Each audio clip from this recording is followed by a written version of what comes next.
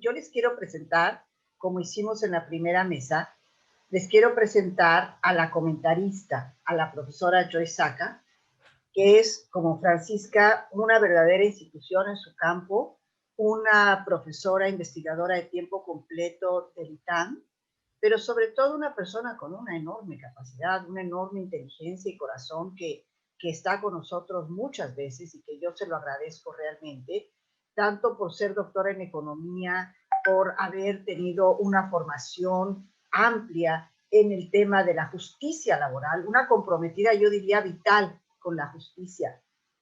Son muchas cosas las que de Joyce se pueden decir en términos de su creación de bases de datos, en el tema laboral, en la implementación de experimentos de campo en las juntas de conciliación, arbitraje en temas de monitoreo, incentivos, automatización, transparencia y rendición de cuentas, contribución de investigación científica sobre este campo.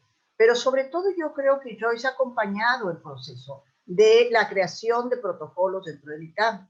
Ella ha estado en la creación de este segundo protocolo que se hizo con otras instancias del propio ITAM, donde participaron, pues hasta donde yo sé, porque yo soy de reciente ingreso en el ITAM, pero hasta donde yo sé, estuvieron profesoras y profesoras del instituto, autoridades a quienes conozco, como son Alejandra Peralta, que ha sido impulsora de ese tema y es la directora de comunicación de imagen, Horacio Vives, sin duda, la propia Joyce nos puede contar estas sugerencias de este segundo protocolo que fue aprobado por la Junta de Gobierno del ITAM en septiembre de 2019 y actualmente está en proceso de revisión. Creo decirle, por supuesto, reiterar, porque la gente sale y entra de estas mesas, no necesariamente está todo el tiempo, que la idea es que haya presentaciones de 10 minutos seguidos de preguntas. Esto hace que haya una cuestión más de diálogo, que es un poco lo que se quiere hacer y propiciar. Decir también que todas las grabaciones, la grabación pues de todo el evento la está coordinando Comunicación y Desarrollo Institucional. Agradezco mucho esto para poder tener este material disponible y poderlo consultar. Decirles que hay una sesión de preguntas y respuestas a la cual pueden acceder, pedirle a Joyce, por favor, que la maneje para que realmente tengamos la mayor cantidad de intervenciones. Agradecer a quienes están en esta mesa y decirles que al final tanto vamos a tener un anuncio por parte de Andrea Poncerrada de la forma como se están tejiendo estas asociaciones, como un comentario breve mío en función del tiempo y de las necesidades. Joyce, con la transparencia y cariño que nos caracteriza, dime qué me faltó.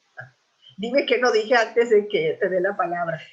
Nada, muchas gracias. Solo una duda, entonces, si cada persona en el panel va a hablar 10 minutos, ¿sería que presente una persona que hable, que tengamos las preguntas, o sería preferible que presente a las 3 personas? Me imagino que las 3 van a intervenir en las respuestas a las preguntas que se hacen, ¿no? De acuerdo, como tú quieras. Yo aquí nada más te quiero apoyar con las imágenes, así que lo haré en el orden que tú quieras y aquí estoy lista. Soy tu asistente. Muchas gracias. Pues yo creo que sí voy a presentar las 3 personas que están con nosotros en este panel. Primero está Celine González, muchas gracias. Ella es del CIDE, una universidad con la que tenemos, digamos, mucha intersección de campos de estudio y tenemos muchos amigos, al igual que las otras universidades que están aquí representadas. Celina ha estado en diversos proyectos muy importantes relacionados con el tema de perspectiva de género. Ella ha estado en la formación del programa interdisciplinario de políticas y prácticas educativas y es una de las coordinadoras de un curso en línea muy importante que fue ofrecido en colaboración con InMujeres. También ha estado como analista en diversas organizaciones relacionadas con este tema. Y ha estado trabajando también en temas de estadísticas, que es un tema que a mí me interesa en particular. Me parece que uno de los problemas que tenemos es la falta tal vez de estadísticas rigurosas que pudiéramos tener sobre este tipo de conflictos, este tipo de problemas.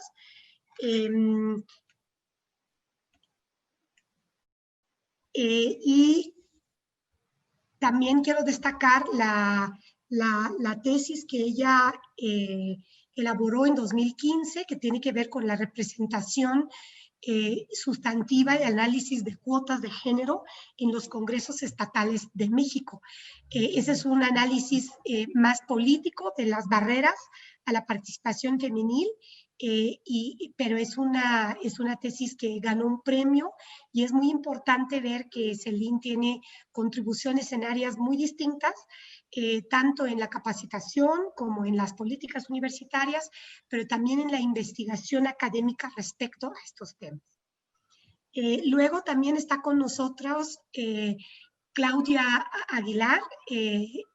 Creo que yo he coincidido con Claudia en algunos otros eventos, y me da mucho gusto coincidir aquí también. Ella es abogada, conocida por su labor a favor del feminismo, es egresada de la Escuela Libre de Derecho, ha tenido muchas especializaciones, en particular sí ha estado en algunos cursos del ITAM, entonces pues tiene algún pie en el ITAM, también de la Universidad Carlos III, y de la alta formación en justicia constitucional y tutela jurisdiccional de los derechos humanos de la Universidad de Pisa, Italia, que es muy conocida sede para este tipo de información y cursos.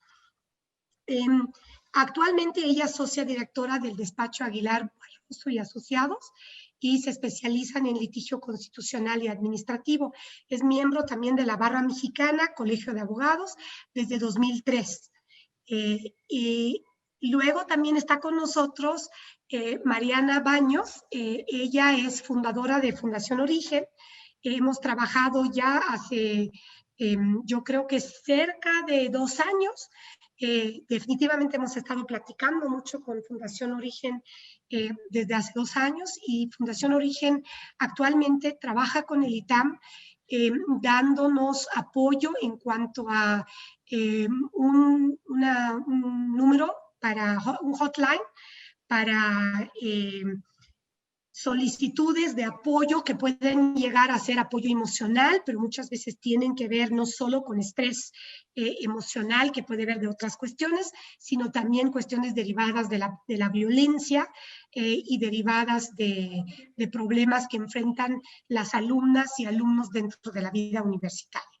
Fundación Origen tiene varios programas, tanto de prevención, atención, seguimiento, y proporcionan herramientas necesarias para generar empleo, salud emocional y igualdad de oportunidades. Estamos muy contentos de seguir trabajando con ellos. Ha sido una colaboración muy fructífera para el ITAM.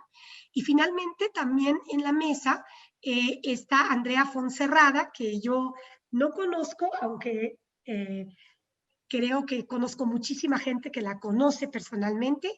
Ella es presidenta del Boston Center for Latin America, que es una organización no gubernamental que trabaja en la generación de herramientas para la gestión de datos y políticas, tanto públicas como privadas. Y en el BOCLA, como le llamamos acá, tienen también una intervención importante respecto a protocolos y asisten con expertise técnico y expertise sustantivo legal a varias universidades y a varios organismos donde les ayudan para la mejora institucional respecto a este tema en particular, y ellos trabajan tanto en elaboración de protocolos como también en una digamos, consultoría muy especializada para la resolución de casos. Estamos muy contentos, muy contentas de tener a estas ponentes en la mesa, y les voy a pedir que cada quien tome no más de 10 minutos. Cuando tienen 1 minuto para terminar estos 10, les voy a mandar un mensaje en el chat, pero lo voy a mandar privadamente para que no se ponga todo el mundo nervioso, Y después de cada intervención de 10 minutos, vamos a dar unos minutos, creo que 5, para las preguntas específicas de lo que dijo esta ponente, y luego al final vamos a ver cuánto tiempo tenemos, porque nos falta también los comentarios que mencionó Adriana hace un momento. Entonces, sin quitar más tiempo, le doy la palabra, por favor, a Celín González. Adelante. Muchas gracias, Joyce. Muchas gracias, Adriana. Y saludo a mis compañeras Claudia, Andrea y Mariana, que siempre hemos estado juntas ya desde hace tiempo en esto y me da un montón de felicidad compartir esta mesa con ustedes. Yo les voy a compartir lo que ha hecho el CIDE en estos años. Ha sido un proceso largo. Les voy a compartir mi pantalla. Creo que es esta. Listo, deberían estarla viendo, me avisan si no. Les platico un poco la historia del CIDE, ¿no? Y qué ha pasado dentro del CIDE. Somos primero una institución pública, eso quiere decir que somos una paraestatal primero y pues recibimos dinero de la Administración Pública Federal, ¿no? Nuestro presupuesto viene de ahí, entonces es diferente a instituciones privadas y eso creo que hay que decirlo. ¿Cuál fue nuestro proceso justamente para crear el protocolo que tenemos ahorita, el protocolo de atención para casos de discriminación y violencia de género? Les platico un poquito. En 2015, las autoridades del CIDE recibieron una queja por parte de un grupo de estudiantes de la Sociedad de Economía, específicamente sobre hostigamiento sexual por parte de un profesor. En ese momento, en 2015, no existía un protocolo en el CIDE, y se crea una comisión de ética temporal para resolver el caso. Sin embargo, durante todo el proceso se vislumbraron muchas fallas, ¿no? Primero, que no existía un canal institucional para procesar este tipo de quejas. Había un inadecuado procesamiento de las evaluaciones del estudiantado y eso es importante porque hubo muchas quejas de estudiantes hacia este profesor en las evaluaciones del estudiantado que pasaron desapercibidas y eso es grave. Hubo una falta de claridad sobre comportamientos aceptables entre estudiantes y profesores y una vez que se resuelve este caso, que este caso se resuelve, digamos, aceptando la renuncia de este profesor, pues hubo un enojo por parte de la comunidad estudiantil sobre posibles sanciones a estas conductas, ¿no?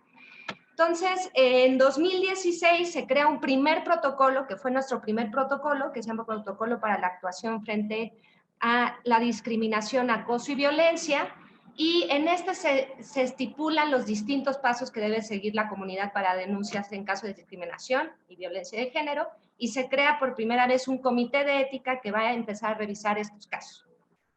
Ahora, el caso es que en 2017 se pone a prueba este protocolo con la denuncia otra vez de hostigamiento sexual por parte de 2 estudiantes en contra de un profesor y nos damos cuenta, como todas las instituciones se han dado cuenta, que nuestro protocolo o nuestro proceso de denuncia revictimiza a las víctimas, ¿no? Entonces, ¿qué pasó en estos casos? Pues no hubo confidencialidad en los casos, no hubo una atención emocional y psicológica para los estudiantes, que eso era importante. Hubo diferencias en la manera en la que declararon las estudiantes y el profesor. De hecho, le solicitaron varias veces al estudiante repetir la historia y al profesor no. El comité de ética no estaba sensibilizado en estos temas y se dieron discusiones muy importantes sobre qué tipo de sanciones se deberían dar, ¿no? Entre si eran sanciones tipo penal, ¿no? En donde corres al profesor, o más bien debería haber otro tipo de justicia, ¿no? Justicia restaurativa o mismo justicia transformativa, en donde el enfoque más que sobre el agresor está sobre las víctimas y cómo atenderlas. Que todavía no ha terminado esa discusión, que es muy interesante, y bueno, creo que hay distintas perspectivas ahí. Entonces, ¿cómo obtenemos este nuevo protocolo de atención para casos de discriminación y violencia de género? Por petición del director general en respuesta a los acontecimientos del 2017, se crea una comisión de género. Esta comisión de género tenía 2 tareas importantes. Uno era generar un diagnóstico sobre los tipos de violencia que sufría la comunidad del CIDE, porque no sabíamos en ese entonces cuál era la prevalencia de los distintos tipos de violencia física, psicológica, en fin. Y identificar y proponer medidas concretas específicamente para modificar este protocolo viejo que teníamos, que revictimizaba. Entonces, ¿qué hace esta comisión de género? Pues ahora ya tenemos un nuevo protocolo de atención. Este protocolo de atención, su enfoque es primero atender a la víctima, porque justamente en el viejo protocolo lo que nos dimos cuenta es que nunca hubo una atención emocional ni psicológica, ni reparación de daño, ¿no?, hacia las víctimas. Entonces, el enfoque de este nuevo protocolo es atender primero a la víctima. Se crean figuras de punto de contacto, que en general son coordinadores de los distintos programas docentes que tenemos, y algunas, en todas las divisiones debe haber por lo menos 2 otros profesores o profesoras que se proponen para ser puntos de contacto.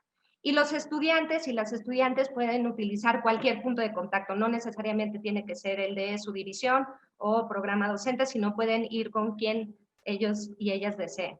Y se sensibiliza por primera vez a los puntos de contacto y al comité de ética sobre cuáles son las conductas que se refieren a hostigamiento sexual, la diferencia entre hostigamiento sexual y acoso sexual. O sea, parece muy obvio lo que le estoy diciendo, pero sí no había una sensibilización sobre esto, ¿no? Y tenemos un primer diagnóstico sobre las violencias de género que vive la comunidad, y nos damos cuenta que lo primero que menciona la comunidad es que no existen mecanismos ni de prevención ni de sensibilización a toda la comunidad, ¿no? Existe un ambiente académico muy hostil, ¿no? Eso creo que podemos estar de la mano con el ITAM. Yo soy itamita también, en algún momento estudié en el ITAM, y son ambientes académicos muy hostiles que también, digamos, se intersectan con conductas de violencia de género contra las mujeres o contra la comunidad LGBTIQ y más, ¿no? Se observa por primera vez, porque hay una parte de, digamos, de normalización de la violencia dentro de nuestra comunidad, y observamos por primera vez que no somos ajenos a manifestaciones de violencia. Esto también podría parecer muy obvio, pero muchas veces la respuesta de la comunidad, sobre todo del profesorado, es como esto no sucede aquí, son casos aislados, ¿no? Y no, lo que nos damos cuenta es que efectivamente no somos ajenos a la violencia, ¿no? A pesar de ser una comunidad muy pequeña. Y hacemos, la Comisión de Género utilizó el violentómetro hecho por el Politécnico para hacer la encuesta en línea, y nos dimos cuenta que persisten más casos de violencia implícita o normalizada, como pueden ser comentarios o bromas ofensivas, ¿no? Eso es el 50% de la comunidad. Establece que ha recibido este tipo de bromas ofensivas sobre su sexualidad, sobre su cuerpo, bromas ofensivas también a la comunidad LGBT más, ¿no? Y también nos damos cuenta, a pesar de que sea menor la proporción, que también hay situaciones de mayor gravedad en la comunidad estudiantil específicamente, ¿no? De casos de tocamientos o roces no deseados o mismo violaciones sexuales. Y también otro de los grandes resultados de este diagnóstico es que la situación de violencia de género que enfrenta la comunidad CIDE suele ser intragrupo. ¿Qué quiero decir con esto? Que es entre pares, ¿no? Son estudiantes violentando estudiantes, profesores violentando a profesores y personal administrativo violentando a personal administrativo. Y esto es una conclusión bastante lógica, puesto que con la comunidad a la que pertenecemos, yo por ejemplo pertenezco a comunidad de profesores, pues convivo mucho más con el profesorado que convivo con mis estudiantes, ¿no? Entonces, eso pasa así. Aunque hay que decir, y quiero ser, también hay mucha violencia entre jerarquías, ¿no? Entonces, ¿qué hemos hecho, además de tener este nuevo protocolo de atención? Acciones adicionales, porque pensamos que no para ahí nada más con el protocolo de atención, sino tiene que haber una política integral de igualdad, ¿no? Se construyó un espacio de ludoteca y lactancia para la comunidad. Eso también hubo muchas resistencias por parte de los hombres, lo voy a decir así, de poder ocupar espacios, y se hizo un trabajo muy fuerte sobre que ellos también podían ocupar esos espacios, no el espacio de lactancia, sino el espacio de ludoteca, para cuando tuvieran que traer a sus hijas e hijos al CIDE. Se dieron los primeros talleres de sensibilización a estudiantes del primer semestre y al personal administrativo. Se crea este año, justo está empezando, el programa de estudio de la violencia, en el cual uno de los ejes es violencia de género, interno y externo, también para incidir en políticas públicas fuera. A petición de estudiantes, y como les decía, hay una intersección entre ambiente hostil académico y violencia de género, se crea un espacio que se llama CIDECEN, y se empieza a buscar que haya más mujeres en comités que toman decisiones. Esto es muy importante y todavía no se ha logrado igualdad por completo o paridad, y es un tema que debemos seguir avanzando. Y el año pasado dimos un primer taller piloto también para mejorar prácticas educativas, justo en este sentido de ambiente hostil y intersección con violencia. Pero todo es perfectible, ¿no? Y el CIDE tiene muchísimas cosas que seguir perfeccionando, ¿no? Existe todavía por parte de la comunidad una resistencia en dar atención prioritaria en estos temas. En general tienden a descartar estos temas. Por lo mismo no hemos podido dar una sensibilización al profesorado, que es muy importante. Sigue sin haber claridad sobre cuál debería ser el proceso de denuncia. Tenemos un protocolo, les decía, el protocolo de atención que tenemos ahorita es solamente de atención, no existe. Seguimos con el viejo protocolo de denuncia en donde pues, tienes que seguir ciertos pasos, y sigue existiendo este comité de ética que, a pesar de ya haber sido sensibilizado, pues hay muchas discusiones sobre quién debería integrar este comité de ética, qué pasa si una persona dentro del comité de ética es quien comete la falta, en fin, ¿no? Hay todas estas discusiones que no hemos dado como comunidad y que tenemos que seguir dando. Se necesitan más acciones enfocadas a mejorar la igualdad entre hombres y mujeres dentro de la comunidad. Creo que eso es una parte fundamental de los procesos que estamos llevando dentro de nuestras instituciones.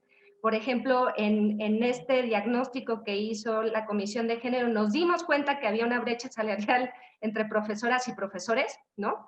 Y que ahorita acabamos de arreglar porque ya recategorizamos a todos, pero pues todas esas cositas, ¿no? Que vemos afectan, ¿no? También nos dimos cuenta que mujeres estudiantes que son aspirantes al CIDE tienen menor probabilidad de poder pasar el examen del College Board que hombres, ¿no? Y eso también genera una brecha en nuestra comunidad estudiantil, ¿no? Que todavía no sabemos cómo resolver. Y el último, que tampoco sabemos muy bien cómo resolver y que hemos resuelto un poco a la marcha, es que, como les comentaba, el CIDE es una institución pública que recibe dinero de la Administración Pública Federal, y tenemos, digamos, dos tipos de personal. Una está el personal académico y estudiantil, quienes no son funcionarios públicos, pero sí tenemos una parte de nuestra comunidad es funcionaria pública, y ellos se deben de regir por el Protocolo de Administración Pública Federal, ¿no? Para atención a hostigamiento sexual y acoso. Y esto genera ruido, porque entonces tenemos tenemos el Comité de Ética y tenemos el Comité de Ética y Resolución de Conflictos por parte del órgano interno de control. Tenemos sanciones en el protocolo de la Administración Pública Federal distintas, en las que tenemos, no hay sanciones como tal, pero digamos, son distintas las formas y los procesos dependiendo de quién es la persona que denuncia y quién es la persona agresora. Entonces ahí hay temas no resueltos sobre si la persona agresora es del personal administrativo y está agrediendo a un estudiante, ¿qué protocolo debería activarse? Si el protocolo que tenemos de atención y de denuncia de la comunidad académica y estudiantil, o el protocolo de conflicto de interés y el protocolo de Administración Pública Federal, ¿no? O qué pasa si es un estudiante hacia un administrativo, igual, ¿no? Existen todavía estas pláticas que no tenemos resueltas y que creo que debe ser seguirse dando, ¿no? Y ya para terminar, es importante que nunca pensemos que el protocolo es lo único que se puede hacer, y yo sí quiero hacer un hincapié en que necesitamos más acciones, ¿no? Que engloben este protocolo, o protocolo de denuncia, o protocolo de atención, para ir encaminando hacia una comunidad libre de violencia, pero una comunidad mucho más igualitaria. En fin, lo dejo aquí, Joyce. Muchas gracias.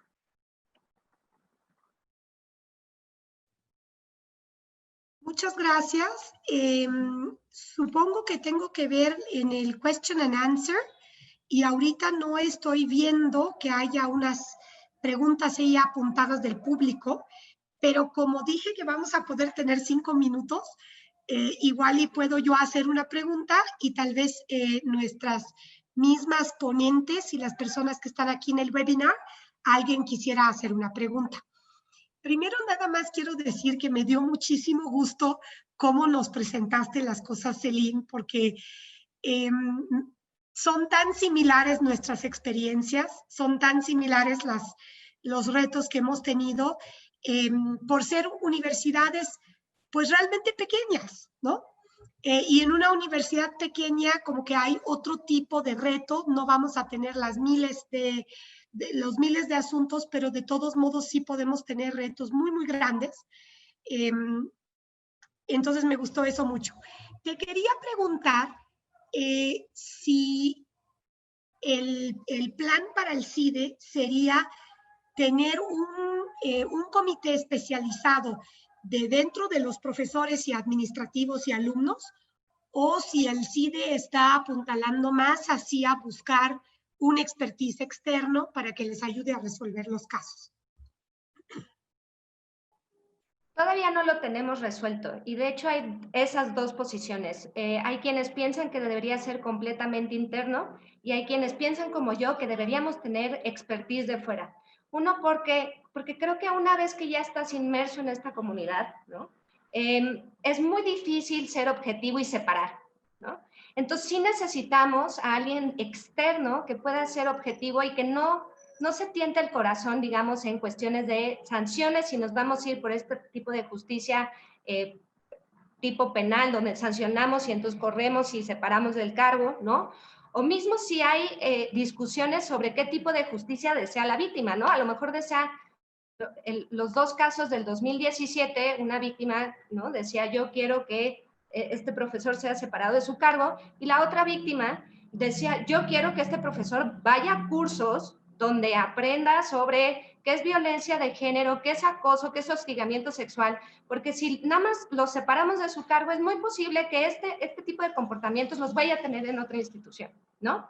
Y creo que esa es una discusión que todavía está pendiente. Si me preguntas a mí, yo esperaría que el CIDE decidiera que este comité de ética por lo menos tuviera a una persona externa a la institución, tal y como funcionan nuestras comisiones académicas evaluadoras de profesores y de profesores asociados, ¿no? Siempre tenemos a dos externos. Yo esperaría que el comité de éticas se fuera yendo hacia allá, pero es una discusión que todavía tenemos que dar. Muy bien. Tenemos una pregunta aquí de José Manuel Sierra que dice, ¿qué tan útiles son las líneas de denuncia anónima manejadas por una organización externa, como las que existen en ciertas empresas privadas?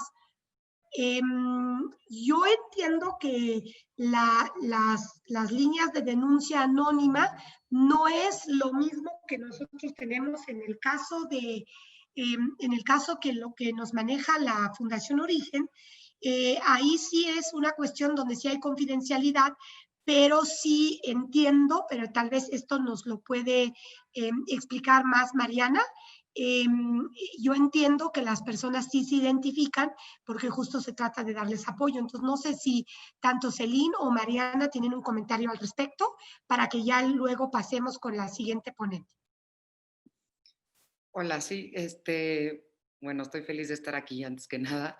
Sí, la línea de denuncia de algunas empresas que tienen, pues que realmente la denuncia anónima no es válida, esa es la realidad, ¿no? Entonces, nosotros en el momento en que ponemos la línea a una empresa o al ITAM, desde luego la persona decide si se va a identificar o no, y en este proceso de acompañamiento es donde luego ya se pasa a ser a lo mejor una denuncia, ¿no? Ya legal y se hace un proceso.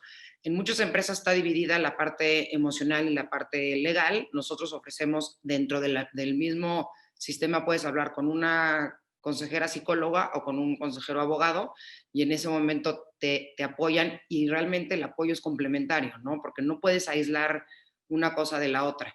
Hay en unos en donde, por ejemplo, algunas empresas usan nada más como un buzón de queja, entonces es como una grabadora, ¿no? O a lo mejor se hace a través de un mail.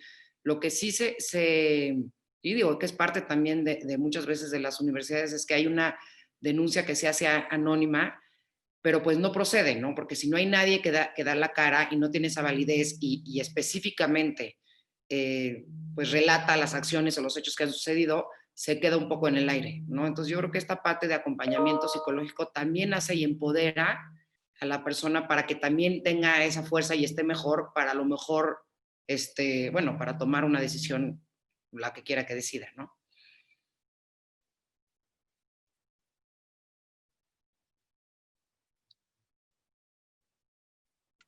Perdón, muchas gracias.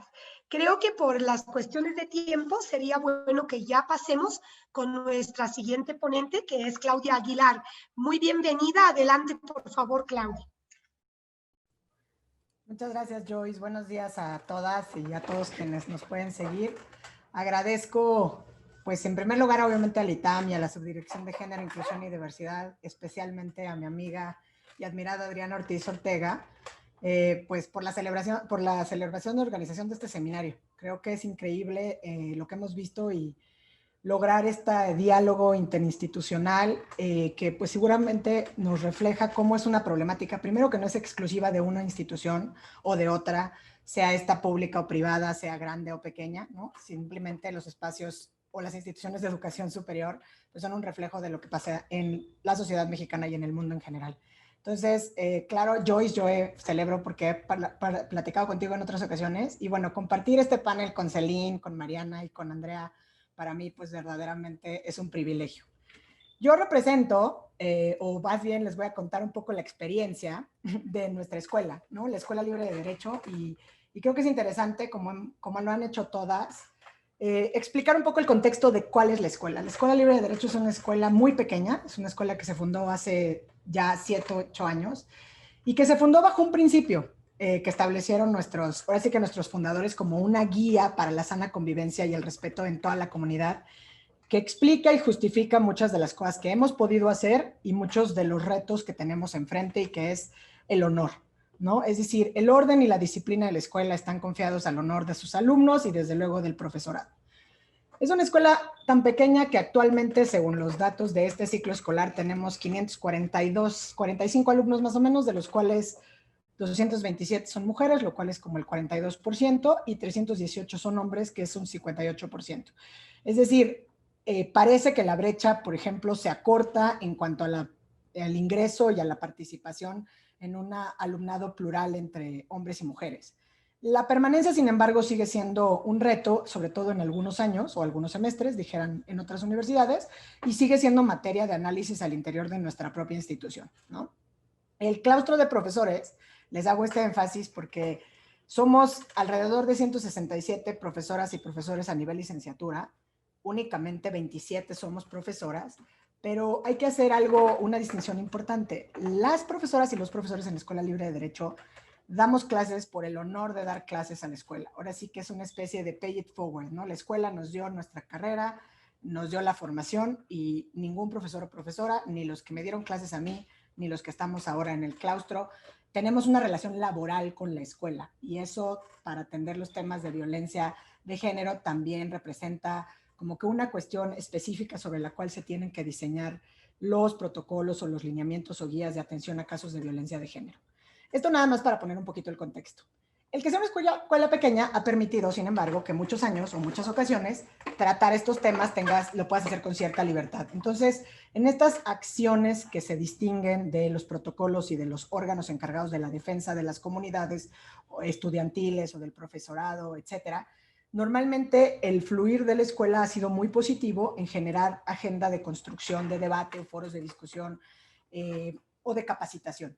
Me refiero normalmente, por ejemplo, llevamos 6 años, este sería el 7º año donde se organizan jornadas de género, que son espacios de reflexión donde se organizan paneles, se puede hablar de todos los temas. Hemos hablado de protocolos, pero hemos hablado de brecha salarial, inclusión laboral, conciliación entre la familia, prácticas profesionales. Y van 6 años, ¿no? Entonces, eso es muy bueno. Se pueden proyectar documentales. Hemos avanzado en ese sentido en este tipo de medidas. Al igual que muchas otras instituciones, los retos creo que con el pues devenir histórico con las personalidades de nuestras estudiantes, digo yo, creo que sobre todo ellas, pues necesitan cambios como que sean más palpables para tener y vivir una vida libre de violencia al interior de esos espacios universitarios. Comprometidos con eso, hace 2 años, la rectoría y la escuela, pues por primera vez pusimos sobre la mesa, y derivado un poco como un antecedente parecido al que relata Celine, ¿no? De que hubo un caso de un profesor que se ventiló al interior de la Junta, que presentó su renuncia, nos dimos cuenta que era necesario tener un protocolo o lineamientos para atender casos de violencia de género, y la Junta Directiva adoptó unos lineamientos, ¿no? Unos lineamientos, así los llamamos, para la atención de casos de transgresión de derechos de la comunidad escolar, y se creó en paralelo, o se complementó porque ya había un órgano a cargo de un profesor de la escuela que se conocía como el ombudsperson del estudiantado, que pues básicamente era cualquier estudiante que quisiera ir a platicar con él de casos de lo más diverso. Podían ser crisis académicas, emocionales, alguna aclaración sobre cuál es el método en la escuela, o incluso cuestiones más delicadas, pues todas las planteaba con este profesor.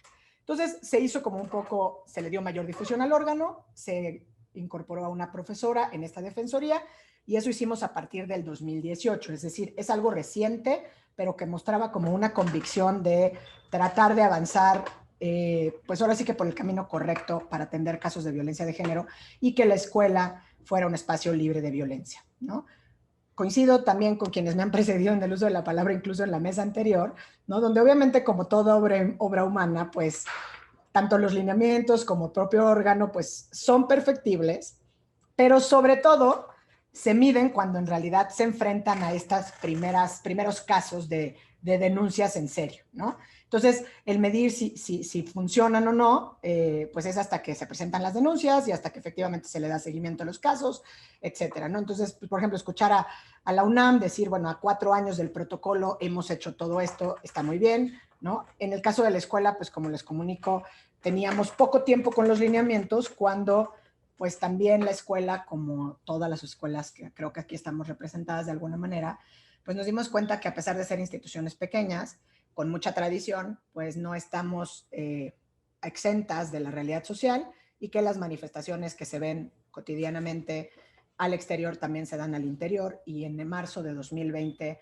pues amanecimos, al igual que muchos de ustedes, con un muro de acoso, ¿no? Como un ejercicio, entiendo yo, de la libertad de expresión de las alumnas, y así lo entendió la escuela, ¿no?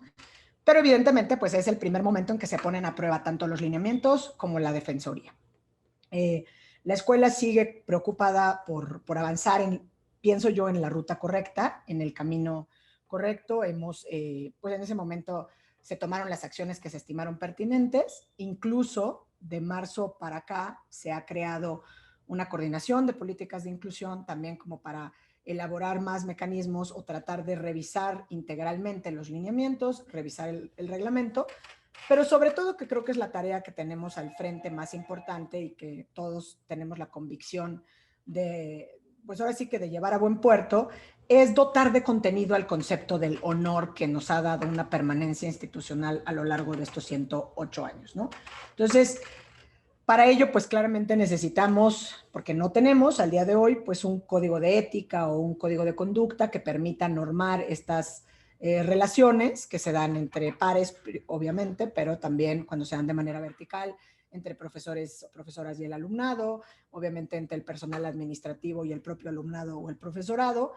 Y bueno, en esos, digamos que estamos avanzando hacia la construcción de un nuevo protocolo que sea aprobado por el órgano máximo de decisión de la Escuela Libre de Derecho, que es precisamente la Junta General de Profesores, y que se diseñe o rediseñe institucionalmente el órgano encargado de la defensa de los derechos de la comunidad académica, porque bueno, pues en estos momentos lo que advertimos es que pues había ciertas cosas que teníamos que aterrizar para poder dar cabal salida de acuerdo a nuestra propia normatividad y que toda la comunidad se sienta bien atendida, ¿no? Estamos emprendiendo por ello una importante transformación que se convoca desde la Junta Directiva para que evidentemente la Junta General de Profesores pues conforme este órgano para la atención de los derechos de la comunidad escolar, que se emitan unos lineamientos, que puede ser también un protocolo, que evidentemente se integre o finalmente tengamos o nos dotemos de un código de ética o de conducta para que finalmente dotemos de contenido a este concepto del honor que de alguna manera sirva de anclaje para las conductas que podrían en última instancia ser sancionables a través de un protocolo. Pero sobre todo estamos preocupados, y en ese camino la verdad es que no nos hemos detenido y no ha habido ningún impedimento en avanzar en la prevención y en la construcción de una cultura de la inclusión y pues de una cultura, diría yo, genéricamente hablando, de la paz. Para eso, la escuela ha incorporado, por ejemplo, desde hace ya 2 años en el curso propedéutico, no solamente pláticas que tengan que ver con el ejercicio de la abogacía, sino talleres de, por ejemplo, lenguaje incluyente y no sexista. Ya van 2 años. Este año fue incluso un reto precisamente por la situación de hacerlo a la distancia, pero se pudo impartir a todos los jóvenes y estudiantes de nuevo ingreso. Se dan pláticas evidentemente de la importancia del tema de la perspectiva de género, de la violencia, más bien de la no violencia, los tipos de violencia. Se ha publicitado lo que es el violentómetro para que podamos identificar entre las relaciones. Algo que es importante destacar es que efectivamente lo que arrojó, por ejemplo, o lo que cuando, si bien los lineamientos se pusieron a prueba y resultaron a lo mejor insuficientes para atender todos los casos como surgían, el muro ha servido, y no nada más el muro, sino esta posibilidad de que las alumnas sean escuchadas, ha servido también para darnos cuenta dónde están estos problemas que como comunidad a veces podríamos pensar que solamente se daban de manera vertical entre profesorado y el estudiantado. Y nos damos cuenta que entre pares, o sea, entre jóvenes, hay esta problemática de no un cabal entendimiento en lo que es violencia, ¿no? Hace rato escuchaba a Mónica decir, bueno, es que no es un tema de que les moleste a las mujeres o que les moleste a las estudiantes, es un tema que es de derechos humanos, que se traduce en violencia y que consecuentemente tiene que ser sancionado, y que son prácticas que debemos dejar de normalizar para poder erradicar esos comportamientos dentro de las instituciones. Y para eso han servido mucho, creo yo, pues estos foros, estos paneles, estas mesas de difusión y análisis. Este año que está pues por cerrar, pero que el ciclo escolar pasado pues cerró en estos formatos a distancia, justamente nosotros en estas jornadas de género habíamos logrado institucionalizar o poner que fuera de asistencia obligatoria para el alumnado, porque por el diseño de la escuela a veces pues no es tan fácil que todos y todas escuchen, por ejemplo, las conferencias, ¿no? Entonces, para que ninguno de los estudiantes se perdiera de estas jornadas, habíamos calendarizado desde que se hizo el calendario anual del ciclo escolar la jornada de género.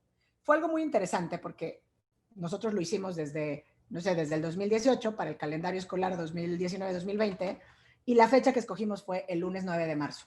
Y bueno, pues como todas ustedes saben, después de este 8M, el 9M fue el paro, ¿no? La Junta lo que adoptó como medida y que me pareció que fue muy razonable, porque se acuerdan que también hubo como muchas discusiones en la aproximación a ese día, fue que los estudiantes hombres de todas maneras tenían que asistir, porque aunque estaba programado que fueran las jornadas, entonces hubo por un lado una actitud muy solidaria y sororaria, diría yo, de las panelistas que hicieron una especie de lo que yo denominé paro activo, con fines de construir estos espacios libres de violencia. Y entonces, a partir de eso, se generaron espacios de mucha reflexión al interior de la escuela, ¿no? Y cerramos con algo que también considero que es importante, que va de la mano de la prevención, no nada más por la parte de la sanción, sino de la prevención para llegar también a la transformación de una sociedad, con hablar de las llamadas pues, nuevas masculinidades, o por lo menos dejar de lado las masculinidades tóxicas. Y creo que todo esto, si se logra seguir articulando, o sea, sin duda refleja, pues por un lado un compromiso de las instituciones, por ejemplo, que estamos aquí dialogando, el solo hecho de que se hagan estos seminarios, creo que nos permite primero darnos cuenta que no estamos aislados, ¿no? O sea, ninguna institución es una isla y ninguna institución a lo mejor está convocada o obligada a encontrar una salida de esa manera aislada. O sea, obviamente hay salidas o protocolos que tendrán que ser tropicalizados a cada una de las instituciones, porque tenemos particularidades, ¿no? No es lo mismo pensar en la UNAM que pensar en la Ibero, pensar en la Escuela Libre de Derecho o el CIDE o el Colmex. Todas somos instituciones diversas. Pero creo que lo que refleja incluso este seminario y que podamos articular y dialogar entre nosotras es que tanto la Escuela Libre de Derecho como quienes han hablado antes que yo estamos preocupados no solamente por esta prevención, ¿no?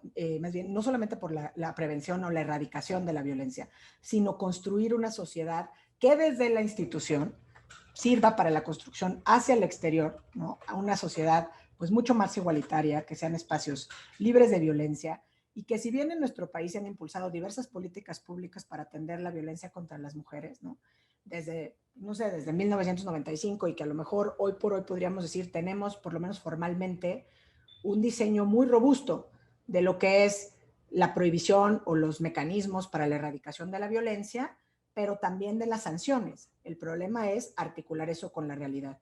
Y creo que ahí el reto más grande o el diálogo tiene que ser precisamente, o la construcción tiene que venir de seguir dentro de las instituciones pensando, primero, que los protocolos pueden tener una serie de trabas o nudos, que no quiere decir que no vayan a servir, que se pueden ir perfeccionando con el paso del tiempo. Que cada institución tiene sus peculiaridades y sus propios focos rojos que habrá que destacar para que en esos protocolos o lineamientos puedan ser debidamente atendidos.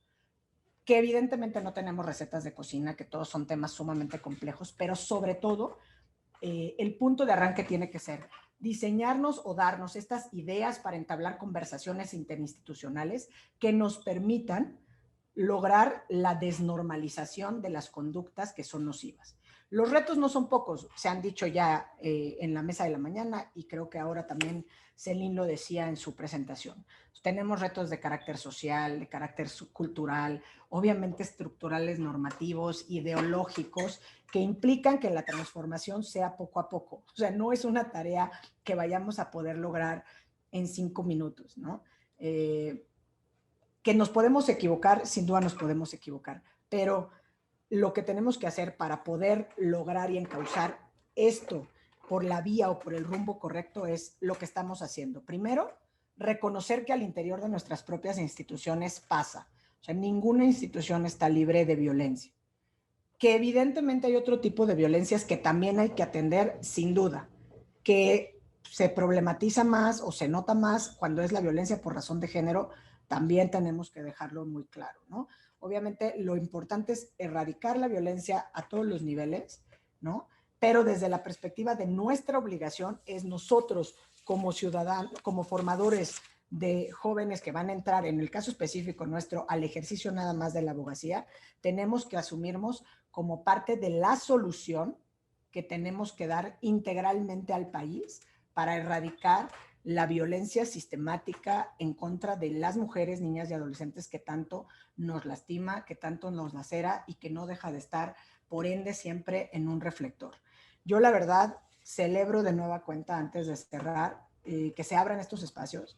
Celebro la iniciativa de Adriana para ponernos a conversar, pero sobre todo para ponernos a conversar de esta manera tan transparente entre instituciones, pero además con el estudiantado, ¿no? Porque justamente ahí es donde se ve que sí hay una vocación, o sea, sí hay una vocación de transformar, y hay un compromiso institucional de transformar esos espacios para que sean espacios libres de violencia, y que los retos son enormes, pero que no porque sean retos dejamos de verlos o dejamos de trabajar en el sentido o en el rumbo correcto. Entonces, agradezco mucho, creo que podría abonar nada más que en casi todas las instituciones, en el caso específico, pues también tenemos que abonar a que haya una mayor comunicación que no sea nada más una simple escucha de las quejas, sino comunicación de lo que se está haciendo para que también las estudiantes y los estudiantes, el profesorado en general y también el personal administrativo, que aunque por ejemplo en la escuela es poco en volumen, se sienta atendido, sienta que está siendo escuchado y que obviamente pues serán atendidas todas y cada una de sus denuncias. Para ello pues se pueden crear desde micrositios, como nosotros hicimos por ejemplo en la página para presentar denuncias, que en ese caso pues primigeniamente empiezan siendo anónimas y que obviamente para la continuidad podrían ya levantarse las medidas de acuerdo a los protocolos que estamos dando, pero pues justamente lo que les decía, nosotros estamos ahorita en este momento en un parteaguas de rediseño, tanto para los lineamientos como para el órgano encargado de la defensa de los derechos de la comunidad académica, siempre con el compromiso de lograr que la escuela sea un espacio libre de violencia. Gracias. Muchas gracias, Claudia. En este momento, creo que por el tiempo solo tenemos 35 minutos me gustaría que de una vez, como no tengo preguntas nuevas del público, pasar directamente con Mariana Baños para que podamos dejar tiempo al final para más preguntas en conjunto de la sesión. Adelante, por favor, Mariana. Bueno, pues hola, Adriana, felicidades y mil gracias por convocarnos de esta forma a platicar, como decía Claudia, y ver desde una perspectiva, creo que desde diferentes puntos de vista, a dialogar. Y creo que lo que es muy importante es ver de qué manera podemos atender este tema de forma integral, ¿no? Porque tenemos, desde luego, hay, pues, desde muchas formas de verlas, desde la perspectiva de un alumno, desde la perspectiva de un, ¿no? En este caso del profesorado, del personal administrativo, pero lo que es muy importante es esta forma integral de hacerlo, ¿no? Fundación Origen lleva 21 años tratando el tema de violencia de género. Tenemos un programa de una línea, ¿no? Específicamente donde damos asesoría psicológica y legal, y creo que el éxito y el reto que ha sido de esta es que se tratan los dos temas, ¿no? Como lo mencioné anteriormente, no puedes aislarlo. Creo que voy a tratar de no repetir lo que todas han dicho, pero lo que es muy importante aquí es que entender por lo que está pasando la persona es el primer paso a poder hacer algo, ¿no? Porque muchas veces hablamos de, nos metemos o nada más nos quedamos en la parte legal o en el protocolo, o cómo tiene que ser en la práctica. Y creo que hemos dejado de un lado esta parte en donde yo me tengo que sentar a entender a que cualquier tipo de emoción que sienta la persona es válida, ¿no? Y que lo que está sintiendo es normal, lo que no es normal es lo que le está pasando, ¿no? Y que a partir de ese momento, entonces, como hablábamos, a lo mejor ya ella fortalecida emocionalmente o ella en donde le puede poner un nombre, porque parte de la normalización de la violencia es que no saben qué es, ¿no? En la línea hemos recibido más de 670,000 llamadas, ¿no? Donde te puedo decir que el 80% tiene que ver con violencia. Y muchas veces la víctima que habla y está platicando, luego se da cuenta y entra en conciencia que lo que le está pasando es violencia. Pero la primera parte es negar, ¿no? La parte de negación en donde yo no estoy viviendo violencia, eso le pasa a alguien más y a mí no. Segundo es cuando ya le pones un nombre y qué vas a hacer con eso que tú ya eres capaz de reconocer y cuáles son las acciones que vas a tomar. Lo que es muy importante aquí es que estamos hablando también de la dignidad del ser humano, ¿no? Que eso es lo más importante en este caso, como decían, vulneran a la persona, ¿no? Con un comentario agresivo, con una humillación, con una forma de violencia física, de violencia sexual, ni se diga, ¿no? Porque es ya la expresión pues más grave de este tipo de violencia, en donde, como decía Celine, sí pasa, y sí pasa en las instituciones, y pasa en todos los ámbitos laborales, y pasa dentro de los hogares en México, ¿no? Esa es una realidad que hoy con la pandemia, desde luego, se ha incrementado y se ha pues vuelto mucho más grave, en donde no existía, ha empezado a ver por la pandemia, por la situación de crisis que está teniendo el mundo entero, pero sobre todo el país, ¿no? Que hay pues hay deserción escolar, hay desempleo, hay qué es lo que detona también estas violencias, es importante analizarlo porque de esa forma podemos prevenir. Y aquí entro en el tema de cuando tú no eres capaz de reconocer que estás viviendo violencia, muchas veces el agresor o el que ejecuta tampoco tiene la capacidad de reconocer que está ejerciendo ese tipo de violencia. A final de cuentas hay una parte que está normalizada en el país, que son comportamientos aprendidos culturales, que son comportamientos aprendidos de educación de tu casa, y que ese comportamiento o esa conducta no va a cambiar, uno, si no lo reconozco, y dos, si no lo trabajo. O sea, tenemos que irnos un paso atrás en toda la parte de lo que es la educación socioemocional, ¿no? Y las habilidades socioemocionales, porque todos los problemas que traigamos en nuestras casas los vamos a llevar a nuestra comunidad, sea estudiantil o sea laboral. Y todo lo que ya a mí me está sucediendo en esta comunidad estudiantil o laboral, la voy a llevar a mi casa, ¿no? ¿Por qué? Porque somos seres humanos, porque somos emocionales, porque entre más capacidad o más trabajo hayamos tenido de cómo regular un enojo, una frustración, un acoso, una humillación, algo, o sea, eso es lo que delimita a nosotros nuestra reacción, ¿no? Entonces creo que han hablado mucho en la parte de sensibilizar, que es súper importante para que todos podamos estar sobre todo en lo mismo y ver qué es lo que nos hace, ¿no? Porque si en el momento en que una persona es violentada, genera muchas emociones adentro de ella misma que puede generar enojo, miedo, frustración, depresión y todas las consecuencias negativas que puede llegar a tener. Pero hay que pensar en qué es lo que está pasando dentro de la persona que lo ejecuta, ¿no? Porque entonces de esa forma podemos prevenir. Hay que entrarle, como que hay que agarrar a la raíz de antes, ¿no? Siempre nos preguntan, bueno, en foros y conferencias, ¿no? ¿Por qué pasa, no? ¿Por qué existe la violencia? ¿Por qué existe la violencia en México de género? Pues es un problema multifactorial, no es que digas, hay uno exactamente, ¿no?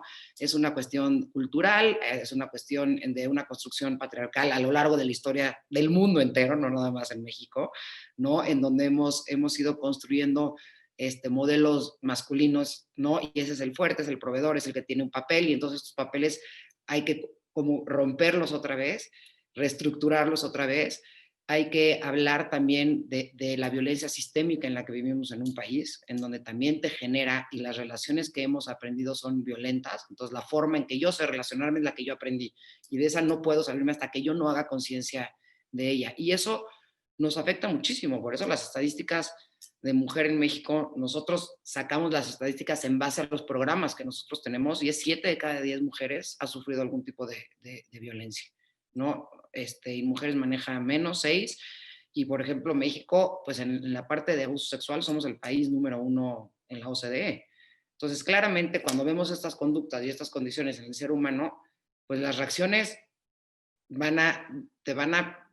van a ser las mejores, ¿no? La respuesta hacia esos actos y cómo me desenvuelvo yo como ser humano, pues tengo muchísimas trabas en mi vida, ¿no? Entonces creo que cuando ofrecemos este tipo de servicio, ¿no? De acompañamiento, uno es la parte de sensibilización, otro es la parte de prevención, otra es la parte de atención, y la cuarta, que es la parte de acompañamiento, es de las más importantes, ¿no? Que no llegas y que no sea llego, doy una conferencia y me voy, y entonces ya, ¿no? Entonces genero conciencia, abro emociones y no hay nadie luego que cache, ¿no? A los estudiantes, a los profesores en esta problemática. Creo que ahora sí que el trabajo de todas las instituciones, y lo están haciendo, es ese acompañamiento que puede tener en todas estas oficinas, en todos estos procesos que se están haciendo, tanto en un alumnado como en un profesor, porque también hay hostigamiento de abajo hacia arriba, ¿no? Nada más hemos hablado de la par,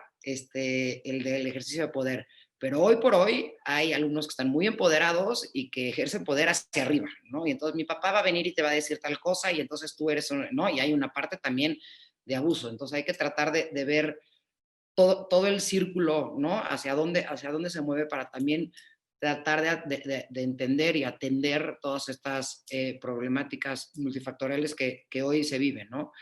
Mucho hablamos con todas las víctimas en esa parte de fortalecimiento, en donde ella tiene que entender que cualquier tipo de emoción es normal, pero lo que le sucede no es normal. Y entonces sí tenemos que tener cero tolerancia hacia la violencia en cualquier tipo de ambiente, sea familiar, sea universitario, sea del trabajo, sea laboral, porque si no, no podemos ir avanzando tanto en estas políticas o en estos comportamientos que tan necesariamente soy en nuestro país, porque de veras, cuando tú hablas, y nosotros lo hemos tenido en estas personas que hablan y tienen un seguimiento, ¿no? Cómo funciona en la línea es que tú hablas y te contesta, por ejemplo, Joyce, que es mi consejera, y entonces yo empiezo a hablar, se da toda la narrativa del caso, que tenemos todo un sistema y un software que nosotros generamos, en donde está también hecho por catálogos, validado por los cuestionarios internacionales, que eso es muy importante porque eso es lo que nos permite generar data, y yo puedo quedar con Joyce y hablar el siguiente martes a las 12 del día porque quiero tener un seguimiento. Entonces, de esa forma, realmente se da un seguimiento al caso, tanto en la parte emocional como en la parte legal, para que yo pueda ir cerrando mi proceso.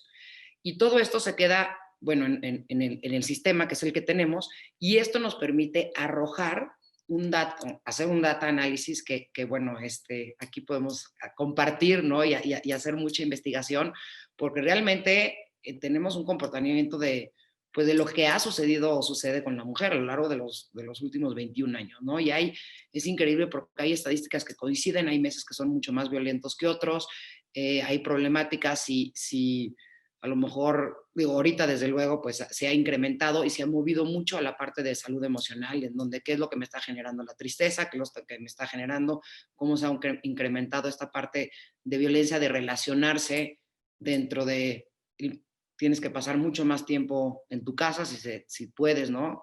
Pero cómo ha cambiado esas dinámicas que hoy por hoy se han pues multiplicado, ¿no? Y esto, de este seguimiento personalizado, es lo que nos ha permitido, por ejemplo, que todas esas estadísticas también se puedan transformar en políticas públicas, ¿no? Nosotros no generamos la parte de política pública, pero todos estos números se los pasamos a las instituciones o organizaciones que trabajan en eso, y esto es lo que pasa. Y también tenemos la capacidad de identificarlo también por estado, si es por universidad, ¿no? Y entonces te das cuenta también de focos rojos que tiene algún tipo de problemática tu comunidad. Entonces, que dices, bueno, a lo mejor lo que tengo que invertir es en este tema en capacitación para hacer una sensibilización más grande en esto, ¿no? O está habiendo mucho más problema de acoso en esto, o hay un problema también de alcoholismo, ¿no? O de adicciones, que esto a la vez genera violencia automáticamente, ¿no?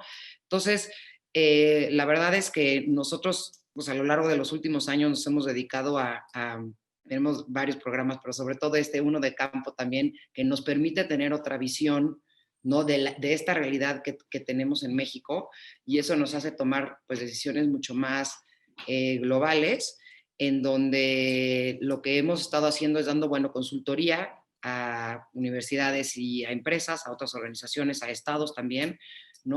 En el tema de inclusión y diversidad, en el tema de cómo generar programas que realmente funcionen para hacer esta prevención, esta atención y este seguimiento en el tema de violencia, ¿no? No solamente, desde luego, como decían, en el tema de hacia la mujer es mucho más, pero bueno, sino en el tema de género en total, para poder realmente que sean programas prácticos que sí generen un cambio internamente, que sí generen una transformación del ser humano, porque tenemos que apostarle a eso. Como decía Claudia, no va a cambiar de la noche a la mañana. Tenemos una estructura de historias y de años en donde primero el hombre tiene que reconocer, bueno, o la persona que ejerce violencia tiene que reconocer por qué lo hace, ¿no? Y qué lo hace y cómo lo hace. Y pues la que ha sufrido el tipo de violencia, también cómo reconocerla y cómo tratarla, ¿no? Entonces hay un problema de sistema en donde todo es violencia, ¿no? Vivimos en un país en donde el crimen organizado está por arriba de todo, te roban en todos lados, hay una corrupción que también es violencia, hay una violencia política en donde te dicen, en donde hay hay un finger point, como dicen, ¿no? De todo el tiempo de un discurso en un país en donde todos somos malos, hay una división del país. O sea, si ves, no hay una construcción social de paz. Entonces, toda la narrativa que hoy estamos escuchando constantemente tiene algún tipo de violencia. Y entonces, pues claro que te va afectando y es lo único que tú sabes relacionarte.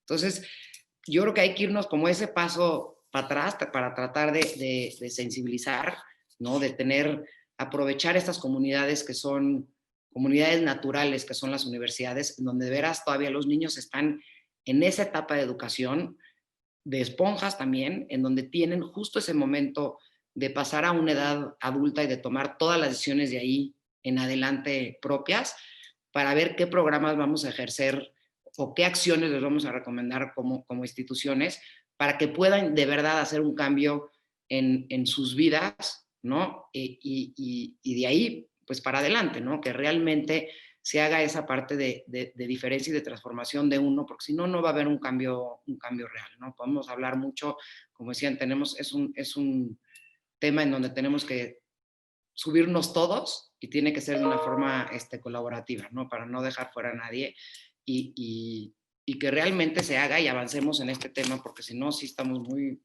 muy retrasados y muy preocupante, ¿no? Gracias. Muchas gracias, Mariana. Aquí tenemos una pregunta de Alejandro Castro Montaño. Dice, hola Mariana, en el caso de data generada por la comunidad LGBTTIQA+, ¿qué retos han encontrado para dar seguimiento y mitigar el tema de violencia a la comunidad dentro de las universidades? No es el número, te puedo decir que no es el número alto de llamadas o de servicios que tenemos, porque también puedes buscar, ¿no? Pedir apoyo a través del WhatsApp y el chat y el mail. Sin embargo, creo que la parte es un tema, digo, lo hemos platicado en el grupo, el tema de violencia y sobre todo en los grupos más vulnerables es un tema nuevo, ¿no? Que no es que todos tengamos la solución a cómo vamos a enfrentarlo, sino que creo que aquí es generar, o sea, con la institución, cuáles son los mecanismos de apoyo que puedes llegar a tener, y igual en esta parte de sensibilización, ¿no? O sea, ¿qué es lo que yo estoy sintiendo y cuáles son las agresiones que yo estoy teniendo, ¿no? Para poder construir de la mano y en conjunto con la universidad un protocolo, ¿no? O sea, y entender qué es lo que está pasando otra vez, pues en el day by day con esta comunidad, ¿no? Y creo que volvemos otra vez a la parte de educación y sensibilización de por qué el que agrede está agrediendo a esta persona. ¿Por qué? Porque no hay un respeto de dignidad. O sea, a final de cuentas, vámonos a la base y vamos a olvidarnos si yo tengo problemas, si crecí, si no creo, si me parece que, no sé, cualquier cosa que yo tenga en mi cabeza o que me haya construido o que me hayan educado así mis papás, porque la mayoría de las construcciones que tiene son de educación y luego hay que deconstruirlas, a final de cuentas estoy atentando contra la dignidad y el derecho de un ser humano. O sea, no hay que irse más lejos. Entonces, creo que la primera base de construcción de toda la sociedad es eso, todos somos exactamente iguales, ¿no? Y todos somos seres humanos y por tal me tienes que respetar. Independientemente si me visto diferente a ti, si pienso diferente a ti, si me maquillo diferente a ti, si mi preferencia sexual es diferente a la tuya. O sea, no importa. O sea, estamos perdiendo de vista lo más básico que es la parte de atención del ser humano y de dignidad. O sea, y esa parte de cómo sensibilizar y volver a tener esa empatía, ¿no? Porque esa parte pues nos vamos deshumanizando, nos vamos volviendo muy duros. O sea, es como siempre traer una coraza, ¿no? ¿Por qué? Por lo que nos pasa en la vida, digo, no es pretexto, ¿no? Pero por lo que te va sucediendo en la vida. Entonces, creo que tenemos que movernos del lugar hacia tener que mirarnos desde otra perspectiva para que no haya una agresión de ningún tipo hacia ningún ser humano. O sea, esa es la parte en la que ese es el ideal, ¿no? A partir de donde tenemos que construir todo.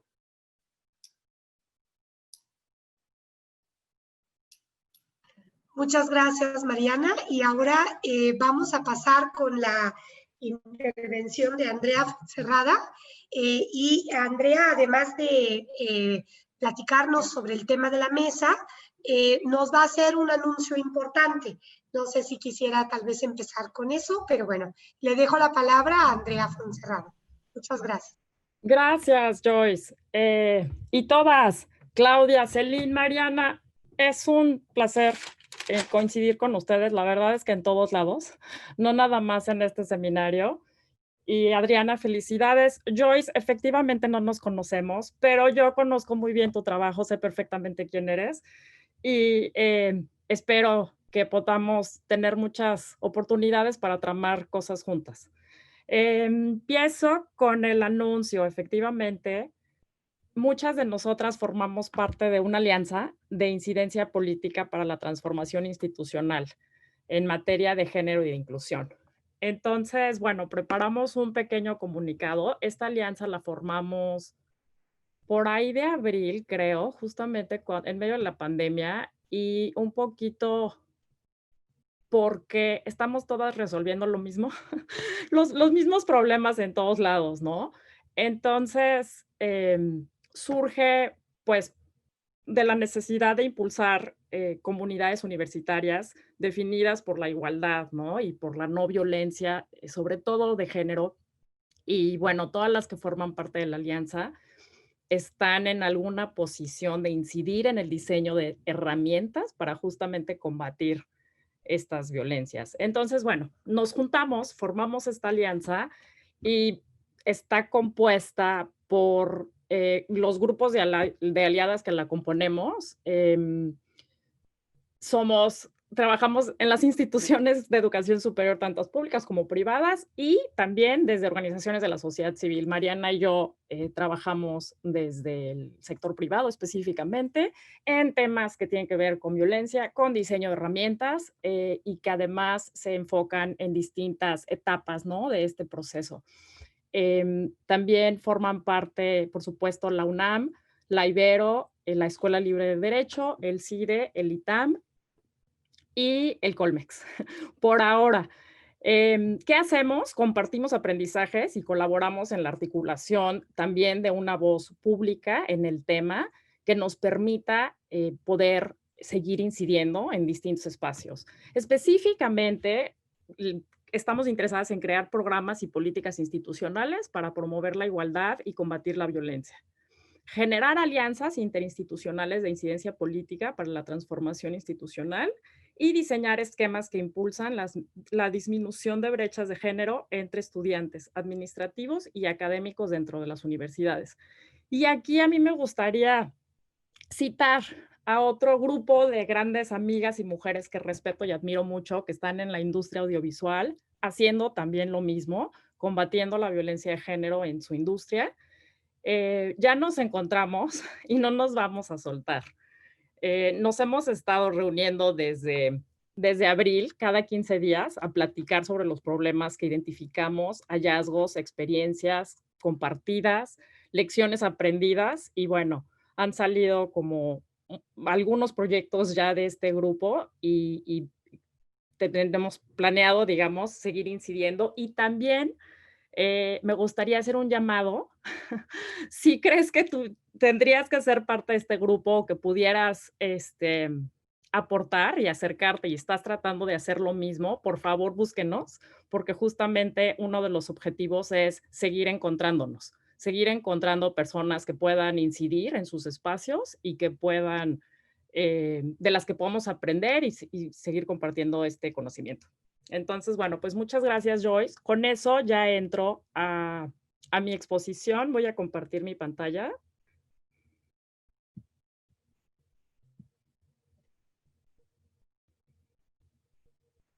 Aquí díganme, por favor, si ya la ven.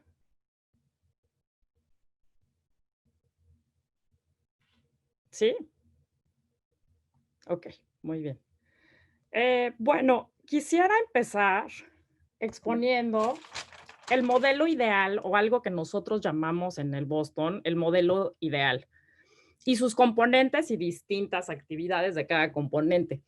Esto me va a permitir tocar base con todas las cosas que nos topamos, ¿no? En este proceso que inicia una organización y no nada más son los centros de estudios, como en su combate y en la construcción de lineamientos y en la capacitación que quieren llevar a cabo con respecto a los tipos de violencias que tratamos. Entonces, bueno, aquí nos encontramos a 4 componentes que son la prevención, la atención, la actuación y la reparación.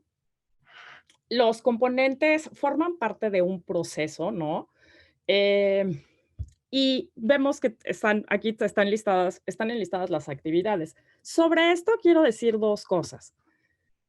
La adopción o instalación o el desarrollo de estas actividades no necesariamente siguen un orden. Nos encontramos organizaciones que empiezan, por ejemplo, aquí el primero es la prevención y aquí hay varias, ¿no? Reforzar la cultura de respeto e inclusión, el conocimiento o lectura del código de ética y de los protocolos, implementar y difundir el protocolo, capacitar y contar con instancias de investigación y resolución, entre otras muchas actividades que ya nombraron todas las panelistas. Después está la atención y aquí Mariana, que es una súper especialista en atención, también nos habla sobre cómo podemos contener y ayudar y proteger a las partes durante el proceso. Nosotros desde el Boston añadiríamos la importancia de que ahí también se incluya a la organización. Es un momento en el que, en nuestra experiencia, las organizaciones necesitan también tomarse un minuto y decir qué acciones institucionales tengo que llevar a cabo y aunque pudieran tener algunas previstas, no siempre es el caso, porque pues todos los casos son distintos, ¿no? algunos más sencillos, otros más complicados, pero ninguno es igual a otro. Entonces, aquí es importante sí tomarte un minuto y decir, como institución, ¿estoy haciendo las cosas bien o no? Y poder ahí tener un espacio para reaccionar. Después está la actuación, en donde nosotros metemos el procedimiento o mecanismo de queja o denuncia que se va a definir dentro de la organización, generalmente también integrado por 3 fases: integración de la queja, ¿no? ¿Por dónde llega la queja? ¿Quién la recibe? ¿Es en línea? ¿Es en papel? ¿La tienes que ratificar o no? Todas esas, es externo. Hay alguien que tiene, o sea, le contratas una plataforma o un hotline que alguien va a estar atendiendo para que te integren el expediente. La investigación, ¿quién lleva a cabo la investigación?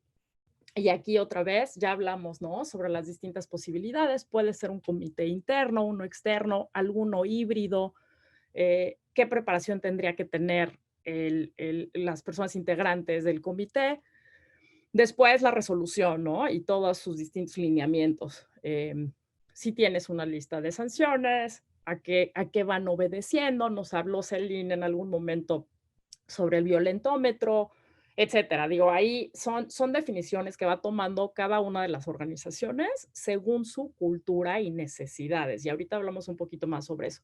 El último paso para nosotros, y consideramos que es importantísimo, y además lo fuimos aprendiendo sobre la marcha, es el seguimiento, por supuesto, de la implementación y ejecución de las medidas para las partes, pero lo más importante, creo yo, son las acciones de mejora continua que recomendamos que se hagan.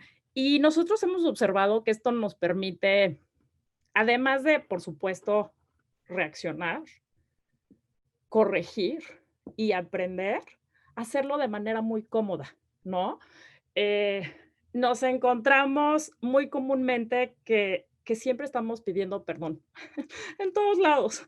No, es que pues sí, nos equivocamos. Híjole, ahí tuvimos un problema. Este caso nos dio en la torre, ¿no? A todos.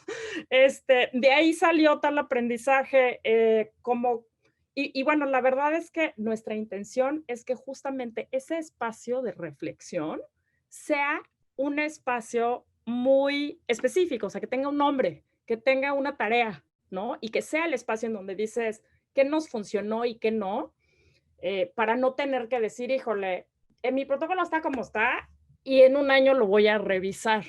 Entonces, incluso nosotros planteamos que las revisiones y correcciones a los distintos lineamientos con los que cuente una organización sean inmediatos y sean comunes.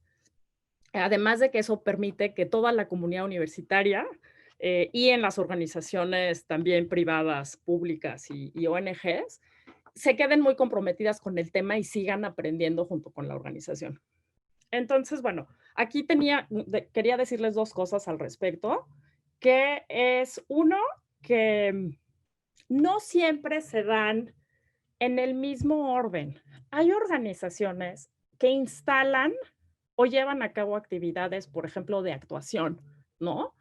Pudieras empezar con la capacitación de tu comité interno, porque justamente tienes un caso, porque eso responde a las necesidades de tu organización y no necesariamente tienes ya establecido, ¿no? Todo tu esquema de prevención.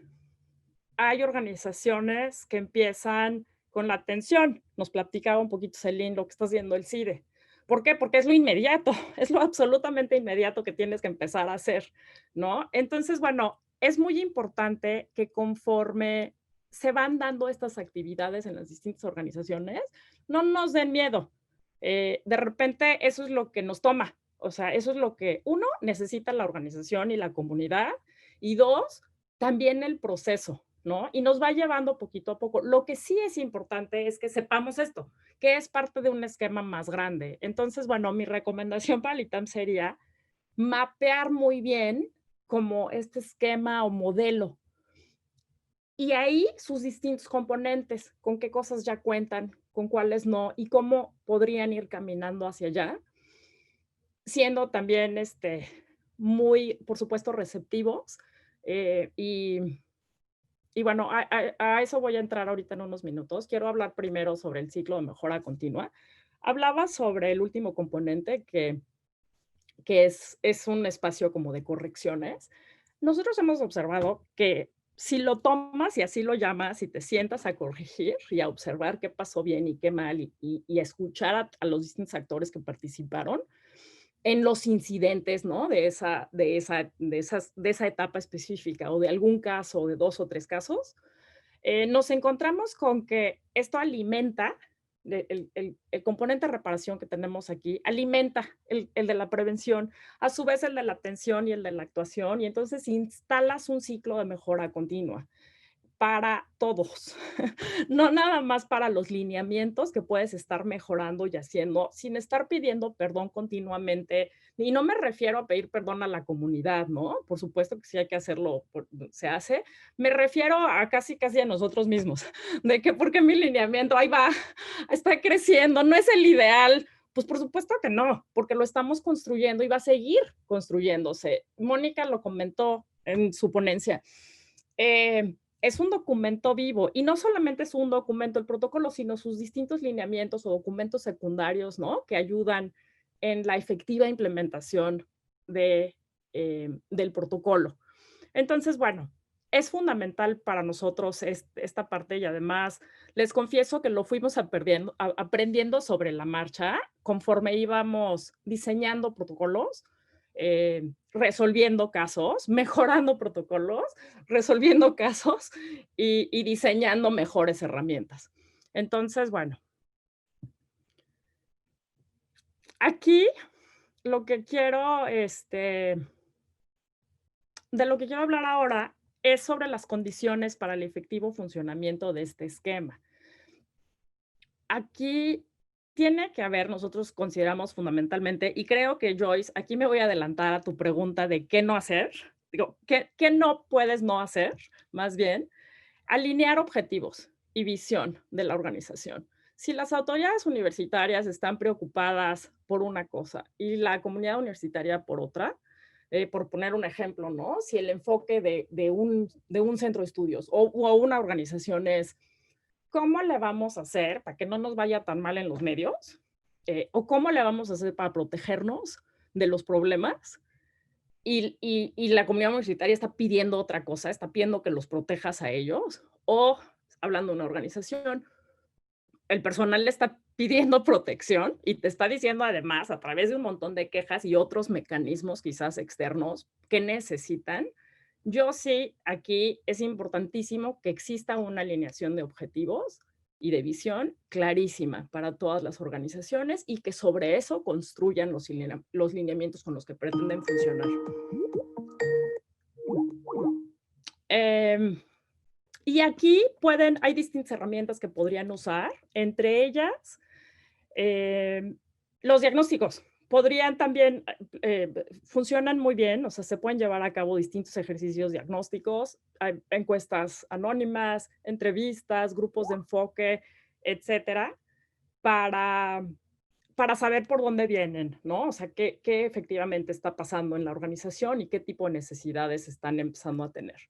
Entonces, bueno, la alineación de objetivos creo que es básica para que de ahí poder construir las herramientas.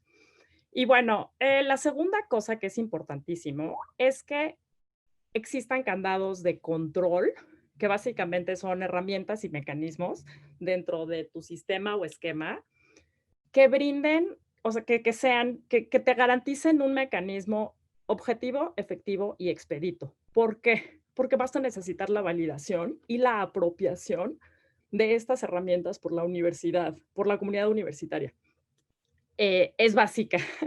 Si no la tienes y la comunidad universitaria o tu personal, hablando de organizaciones, identifican como un mecanismo más efectivo, pues otro, ¿no? Quizás las redes sociales, etcétera, pues las van a utilizar. Y lo pueden utilizar, por supuesto, claro que sí, ¿no? O sea, bienvenida sea toda la libertad y por supuesto. Pero para efectos de lo que queremos lograr aquí es proveer un mecanismo objetivo, efectivo y expedito para que justamente este proceso salvaguarde los derechos de las partes y de la organización. porque no sabemos si efectivamente en estos otros mecanismos externos, ¿no? O informales se salvaguardan estos derechos. La verdad es que, pues no tanto, ¿no? Por lo menos no todos, o ninguna, ahí la verdad, o sea, difícilmente vemos eso. ¿Son efectivos? Quizás sí, muy efectivos, pero no se salvaguardan los derechos ni de las partes ni de la organización. Y además nos encontramos con una dificultad añadida, que es que a quién le contestas, ¿no? ¿Cómo reaccionas? Entonces regresas corriendo y empiezas y entras como a este ciclo de qué estamos haciendo mal otra vez. Entonces, y bueno, ya por último, me gustaría hablar un poquito sobre la importancia de esta validación y apropiación. Para nosotros ha sido clave los hallazgos, los hallazgos que obtenemos de los usuarios de estos mecanismos. A nosotros nos preguntan en muchas ocasiones, oye, y las mejores prácticas, ¿no? La investigación que ustedes hacen, ¿de dónde sale? Tiene que ver con que están en Boston, la comunidad de innovación. O sea, sí, un poquito, pero realmente los grandes hallazgos y aprendizajes que nosotros desde el Boston hemos tenido vienen de las comunidades que utilizan las herramientas y que llevan a cabo las quejas. Porque porque te están diciendo qué necesitan, te están diciendo qué está pasando, te están diciendo qué entienden y qué no entienden, qué quieren y qué no quieren, y, y además un poquito, pues te guían sobre lo que tendrías que regresar y corregir. Entonces, en ese sentido, una de mis recomendaciones sería ser muy receptivos con respecto a eso, cambiar un poquito como el enfoque de, híjole, ahí vienen las denuncias, a más bien decir, atendamos qué está pasando, ¿no? Y eso nos va a permitir mejorar y crecer. Y por otro lado, y creo que esta sería como la más importante, es que cuando existe esta validación o apropiación por parte de la comunidad universitaria, entonces creas en ella personas aliadas y promotoras de la igualdad y de la erradicación de la violencia de género. Y, y a quienes me refiero específicamente al personal docente y administrativo, al cuerpo estudiantil y a los agentes varios que convivan, ¿no? En la universidad, que pueden ser proveedores comerciales o etcétera, o sea, todos y todas. Entonces, bueno, y en ese momento, otra vez me refiero al ciclo de, de mejoras continuas.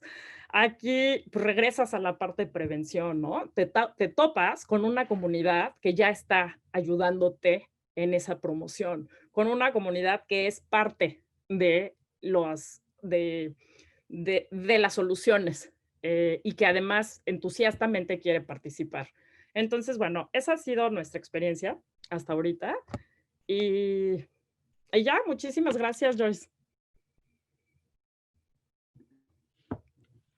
Muchísimas gracias, Andrea. Y vamos a penitas con nuestro tiempo. Entonces, creo que en este momento le voy a dar la palabra a Adriana. Ella va a hacer unos comentarios y también ella va a pasarnos a nuestra última mesa. Muchísimas gracias. Muchas gracias. Yo creo que ha sido una discusión súper interesante. Muchísimas gracias, Joyce, por tu conducción y a todas las invitadas. Yo creo que este seminario refleja lo que Andrea decía, de que realmente lo que estamos buscando es una alianza para el cambio. Y una alianza como personas y que es una alianza multidimensional, multiinstitucional, ¿no es cierto? Porque es un tema de transformación cultural, jurídica, emocional, tiene muchos niveles y realmente queremos hacer eso. Entonces yo iba a hacer un comentario, pero creo que lo más oportuno y abusando y aprovechando que todavía hay personas del primer panel conectado, yo creo que lo que sería tal vez más oportuno es que yo volviera a leer algunas de las preguntas que no alcanzamos a contestar, porque son muchas. Algunas incluso no son directamente del ámbito universitario, pero por ello es importante abordarlas, ¿no? Por ejemplo, aquella pregunta que hablaba de las resistencias para la implementación de los protocolos y cómo hemos enfrentado las resistencias. Creo que un poco lo que Andrea abordó fue justamente tener un modelo de revisión, de diálogo, pero por supuesto si quiere ahondar sobre eso también. Luego, que nos digan un poco más de los talleres y cursos que se van implementando en las instituciones, porque parecería que no solamente es un tema jurídico de acompañamiento emocional, sino de la apertura de la oferta académica y también de los cursos específicos. Creo yo también que hay quien piensa muchas veces que qué pasa con los derechos de las personas que son denunciadas, o sea, de los agresores, que hasta qué punto los tendederos son un espacio de denuncia anónima donde no se toma en cuenta la visión de quienes están a veces cometiendo una conducta equivocada, pero no lo saben ni siquiera. Esto se abordó brevemente y creo que tiene que ser abordado. Hay más gentes que dicen que a veces las personas que utilizan estas denuncias lo hacen falsamente y dañan la imagen del docente que a veces pierde su empleo y que eso se usa como broma o como desquite, ¿no? Entonces, yo creo también, si quisieran ahondar en cómo funciona la denuncia en el Polmex o en otras instituciones, me parece importante decirlo. Hay personas que también nos hablaban de cómo protegerse del uso del poder político de como madres, hijas, novias y esposas, porque ya cuando sobreviven estos casos no dejan de seguir sufriendo una violencia, ¿no? Entonces, bueno, esos son algunos temas. También se ha dicho que a veces cuando abordamos estos temas llegamos a minimizar el papel de los hombres, cuando ellos también pueden ser víctimas y ellos temen hacer comentarios inapropiados en vez de ver que estamos ante una oportunidad de diálogo. Esta visión compleja de las preguntas yo creo que da cuenta de las tensiones que hay, porque muchas veces las personas piensan que la perspectiva de género es como la vitamina o el tónico de sardina que hay que tomarse, pero no necesariamente algo que logra incorporar todas estas, la complejidad de las visiones. Entonces yo quisiera pedirle a la gente que está aquí presente que nos comente al respecto y finalmente decir que sí están disponibles las grabaciones, que estamos agotando todas las preguntas que nos llegan y que le estamos pidiendo paciencia a la siguiente mesa, por favor, porque justamente estamos dando un espacio para esta reflexión. Tomemos unos 5 minutos para esto, dejemos que todo el mundo hable y entonces ya podemos pasar a la siguiente.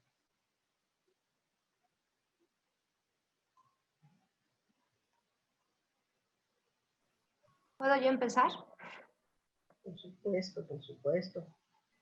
Bueno, con respecto a resistencias que hemos tenido dentro del CIDE, pues debe ser un trabajo sumamente activo y comunitario entre todas las partes. ¿Por qué hay esas resistencias? Porque están perdiendo espacios de poder, ¿no? Y entonces, eso es importante decirlo. Finalmente, cuando hay una relación de violencia, estás ejerciendo poder físico, ¿no? Frente a otra persona, por ejemplo, ¿no? Entonces, perder esos espacios de poder implica también dejar abierta la puerta a muchas otras cuestiones, por ejemplo, de incluir a más mujeres en tomas de decisión, de realmente dejar de normalizar, porque antes era muy normalizado que, por ejemplo, algunos profesores se casaban con las estudiantes, ¿no? O sea, sucedían esas cosas que normalizábamos.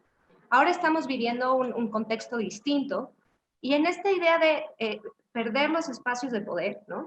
Que están perdiendo, que piensan los hombres que tienen, y voy a decir específicamente hombres porque vivimos en una sociedad, sistema patriarcal y heteronormativo, ¿no?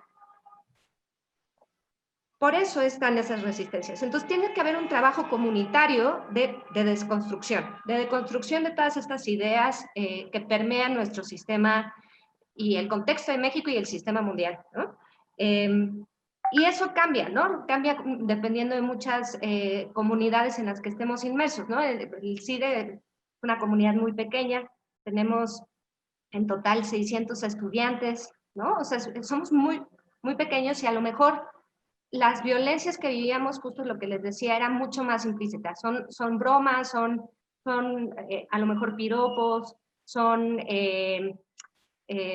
no invitar en paneles, por ejemplo, de violencia criminal a mujeres, ¿no? O sea, como todas estas pequeñas cosas implícitas que tienes que ir denunciando todo el tiempo y tienes que trabajar con tu comunidad diciendo, oye, esto no está bien, a lo mejor podrías tener un concurso específicamente solo para mujeres como acción afirmativa porque tu planta académica tiene 15 hombres y 2 mujeres y pues eso no permite tener la experiencia de las mujeres, ¿no? Por ejemplo, ¿no? Entonces, es un proceso que debe ser continuo. Con respecto a la pregunta sobre si hay denuncias falsas o no, efectivamente va a haber denuncias falsas, pero son las menos. Y hay que quitarnos de la cabeza que las víctimas mienten, ¿no? Entonces, por eso el protocolo de atención que tiene el CIDE, uno de los ejes rectores es siempre creer, porque pasar por un proceso de atención y de denuncia es muy costoso también, muy costoso para la víctima, ¿no? De tener que platicar cosas que a lo mejor no está preparada emocionalmente o psicológicamente para platicar. Entonces, creo que hay que quitarnos la idea de que va a haber denuncias falsas y que la mayoría son falsas. Eso no sucede así. Y si estoy recordando bien la estadística, de 100 denuncias, solamente 2 son falsas. Entonces, un eje rector de todos los protocolos de atención debe ser creer a la víctima. Y ya, dejo esos 2 comentarios. Atenta a mis otras participantes, queridas colegas. Gracias. Yo, la verdad es que ante la contundencia y la claridad de lo que dice Celine, pues es que creo que todos lo hemos dicho así, o sea, ¿qué es lo difícil para estas cosas? Pues la verdad es que estás yendo contra el estado de cosas, ¿no? Contra el establishment. Entonces, por eso siempre hago como que el paralelismo, y porque escuchándote a ti, Adriana, o a Paz, donde con este dominio de es que ya se da o Belém do Pará, pues sí, la Constitución, o sea, todo nos da todas las herramientas, ¿no? O sea, en el 95 Hillary Clinton fue a Beijing a decir que los derechos humanos son derechos de las mujeres y que los derechos de las mujeres son derechos humanos, que parece una obviedad. Y estamos en el 2020 pues, con una represión en Cancún, ¿no? Y obviamente pues todo eso está reflejado al interior de las instituciones educativas. Y es una resistencia porque pues a mí me encanta este símil que ponen luego en redes sociales de creer que los derechos humanos son como un pie, o sea, como que se van a acabar las rebanadas y entonces ya no hay para todos. Ese no es el punto, o sea, el punto es que el eje central tiene que ser la dignidad de las personas, la dignidad de la persona humana. Y dentro de esas personas están las mujeres, ¿no? Y sí, aunque no nos guste y aunque hay muchos tipos de violencias, la violencia por razón de género es la que está más presente en las instituciones educativas, ¿no? Y como dice Celine, oye, es que no era grave, eran bromas. Hay un profesor que dice en clase estrategias para pegarle a una mujer sin dejarle marcas. Son casos verídicos, o sea, y a lo mejor así crecimos y a lo mejor así nos fuimos formando, pero vienen las nuevas generaciones que están impulsando aquellas otras que aprendimos a normalizar la violencia incluso hacia el interior, a ya no hacerlo. Y ahí viene el compromiso institucional, y ahí es lo que yo decía casi al cierre de mi participación, donde las instituciones de verdad tenemos que asumir nuestro compromiso como parte de la solución y no de la perpetuación del problema. Y es ahí donde está el compromiso, y es ahí donde celebro y agradezco estos foros que muchas veces, y digo, sobre todo en este caso, porque además es desde la subdirección, por ejemplo, del propio ITAM, pero que muchas veces se hacen en diálogos que vamos generando alianzas y redes a título personal por el compromiso y la vocación que tenemos con los derechos humanos y desde luego con los derechos de las mujeres y sobre todo de las estudiantes, ¿no? Entonces, así es como vamos armando y así es como hemos construido estos diálogos y así es como yo cada vez conozco a más mujeres admirables que desde cada una de sus trincheras están poniendo no un granito, sino una montaña de arena para transformar esta realidad que tanto nos lastima. Y entonces sí me siento optimista siempre, hasta que de repente pues llegas y te topas con ciertos momentos de realidad donde dices, bueno, pues no voy a bajar la guardia y vamos a seguir todas, porque entre todas y todos vamos a cambiar a esta sociedad.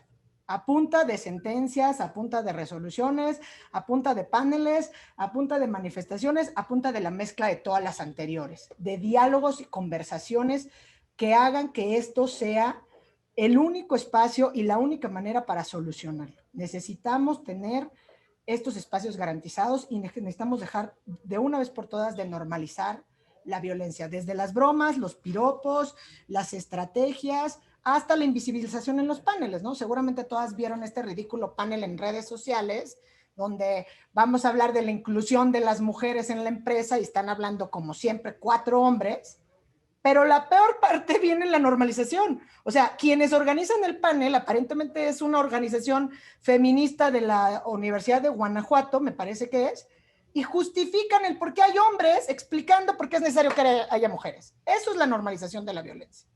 O cuando escuchamos a la secretaria de Gobernación quejarse de que la discriminan, de que no la escuchan, pero luego sale y se desdice diciendo que a lo mejor estaba hipersensible. Eso es la normalización de la violencia, en la primera y en la segunda. Y eso es lo que tenemos que evitar. Está presente en todo, desde el espacio universitario. Entonces, las estudiantes nos convocan, las estudiantes nos llaman, las estudiantes nos obligan y a mí las estudiantes me impulsan. Y obviamente verlas a todas ustedes, sin duda, me vuelve a llenar de optimismo 1 y 1000 veces.